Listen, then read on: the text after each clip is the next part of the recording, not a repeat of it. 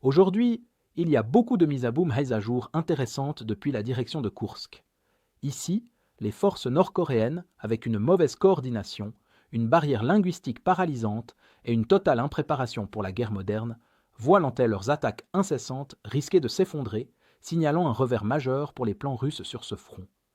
Jetées dans la bataille comme troupes d'assaut sacrifiables, elles font maintenant face à des pertes si dévastatrices qu'elles ont été complètement retirées de Koursk, avec des forces spéciales ukrainiennes envoyées pour terminer le travail.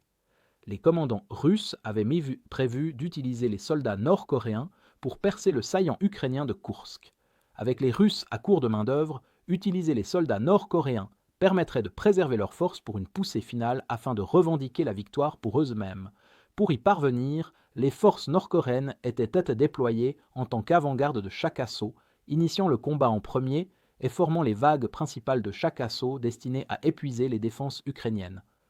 Les rapports des soldats ukrainiens sur le terrain indiquent qu'isolés, les soldats nord-coréens sont assez habiles avec les armes après avoir suivi 10 ans de service militaire.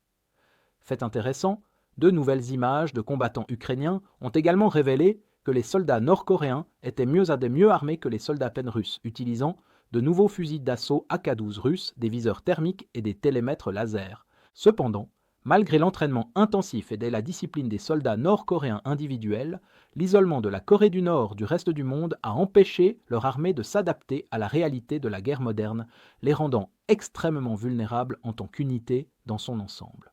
En plus de cela, même si les Nord-Coréens auraient pu être utilisés dans des tactiques de petits groupes d'infanterie, le haut commandement russe les a inadéquatement utilisés comme des vagues humaines pour attaquer frontalement les positions ukrainiennes à travers des champs ouverts.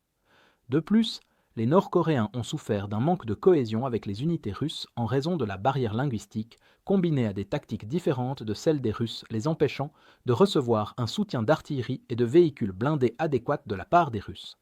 Avec les pertes nord-coréennes qui montaient en flèche à cause de ces désavantages, l'intensité de leur assaut avait déjà considérablement diminué, ce qui signifiait que les Ukrainiens devaient trouver un moyen astucieux de terminer le travail. Les Ukrainiens ont fait cela en déployant des unités de forces spéciales pour cibler les positions tenues par les soldats russes moins bien entraînés afin de créer une brèche dans la ligne ennemie. Les Russes étant incapables d'appeler des renforts nord-coréens à l'aide en raison de la barrière linguistique, ces positions préliminaires pouvaient être rapidement dégagées par les forces spéciales ukrainiennes. Cela a ensuite permis aux Ukrainiens de gagner un élément de surprise pour éliminer les forces nord-coréennes numériquement supérieures en les attaquant par derrière, sans qu'elles ne se rendent compte que leur flanc, tenu par des unités russes plus faibles, avait été percé. Avec des pertes sévères qui s'accumulent même en dehors des assauts, les forces nord-coréennes ont dû arrêter toutes les opérations offensives et défensives à Koursk, se retirant complètement pour se réorganiser et établir un nouveau plan. Pour résoudre le problème du manque de soutien d'artillerie et de véhicules blindés pour aider leurs assauts, la Corée du Nord déploie ses propres unités d'artillerie sous la forme de canons automoteurs Koksan et potentiellement d'autres équipements lourds tels que des chars et des véhicules blindés. Les rapports de renseignement indiquent qu'un tel déploiement sera complété par une force supplémentaire de 11 000 soldats nord-coréens d'ici avril, permettant aux Nord-Coréens de reconstituer leur contingent après avoir subi près de 40% de pertes irrécupérables parmi leurs soldats. Dans l'ensemble, l'élimination d'un grand nombre de forces nord-coréennes est le résultat d'une mauvaise cohésion des unités et d'une barrière linguistique entre Russes et Nord-Coréens, aggravée par un manque d'adaptation à la guerre moderne par les combattants nord-coréens. Avec le retrait des Nord-Coréens de l'opération russe à Koursk, les récents transferts de leurs propres équipements lourds et de nouveaux renforts indiquent que les Nord-Coréens prévoient de relancer leurs efforts offensifs à Koursk à l'avenir, mais cette fois avec un soutien adéquat.